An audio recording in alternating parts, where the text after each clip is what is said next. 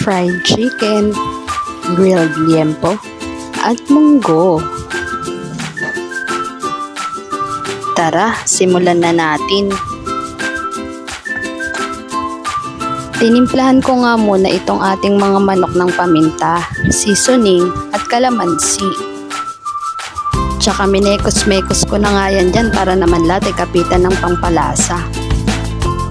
Siya nga pala, nagugas muna ako ng kamay dyan bago ko gawin yan at baka naman sabihin nyo napakadumi ko magluto. Nilagyan ko nga pala yan dyan ng asin at nakalimutan kong lagyan kanina.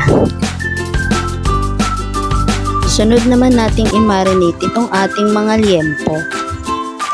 Hiniwa-hiwa ko nga muna itong mga liempo para naman hindi masyadong mahaba at hindi mahirap ihawin mamaya. At nilagyan ko na nga ng kalamansi, barbecue marinade, paminta, at minekos-mekos ko na nga yan dyan.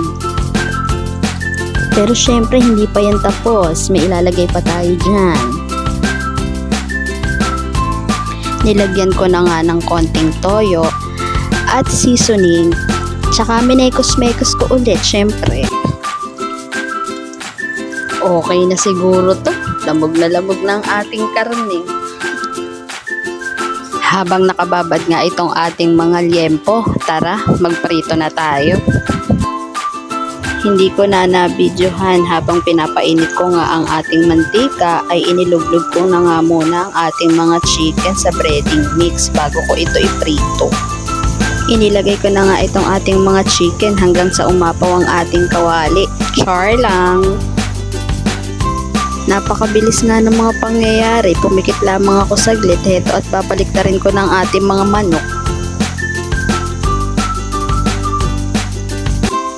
Sobrang bilis nga naman talaga, akalain mo ba naman luto na? Akin na nga itong iaahon at baka naman ito yung mga maging inuding na.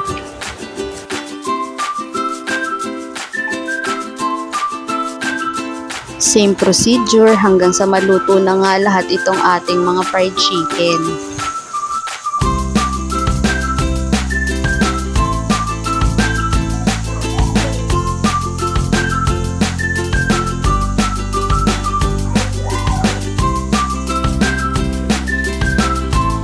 Ayan, luto na ang ating mga fried chicken. Tara, dumako naman tayo sa pagigisa ng ating munggo. Iginisa ko na nga ang ating bawang, sibuyas, kamatis, at ang ating giniding.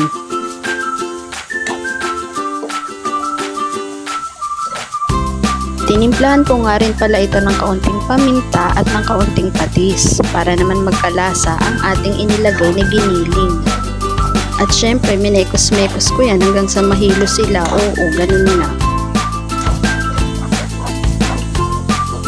At nang medyo naluto na nga ang ating nilagay na giniling, syempre sinunod ko na ang munggo.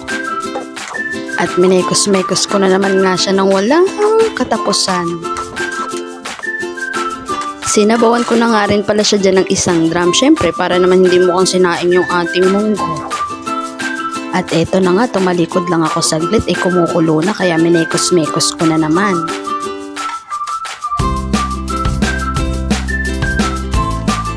At nang kumulo na nga siya uli, akin nang nilagay itong ating mga chicharon. At syempre, minekos-mekos ko na naman.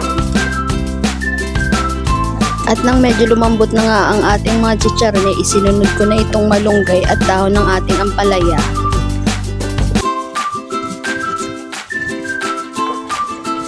Syempre, mekos-mekos na naman, hilong-hilo na talaga sila. At eto nga, luto na ang ating ginisang munggo. Mga kamekos na, andito na nga tayo sa exciting part. Mag-iihaw na tayo ng mga liempo. Nakapagpabaga na nga pala ako ng uling kanina, kaya naman inilalagay ko na itong ating mga liempo.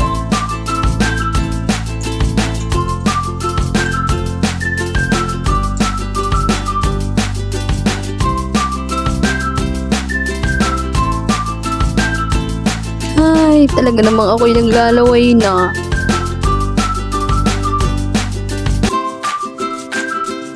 Binaliktad ko nga muna itong ating mga liempo para naman hindi agad masunog ang kabilang side. Tsaka pinahid-pahiran ko naman ito ng pinagmarinatan kanina para naman hindi magmukhang dry ang ating liempo. At binalibaliktad ko na naman nga ng walang katapusan. Siyempre, pahid-pahid ulit.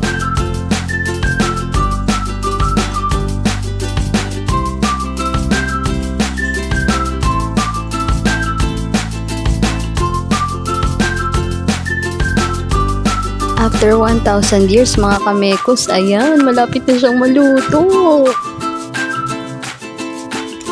Naamoy niyo na ba? Ako, amoy na amoy ko na. OMG, luto na. Makakakain na rin ng tanghalian after a million years.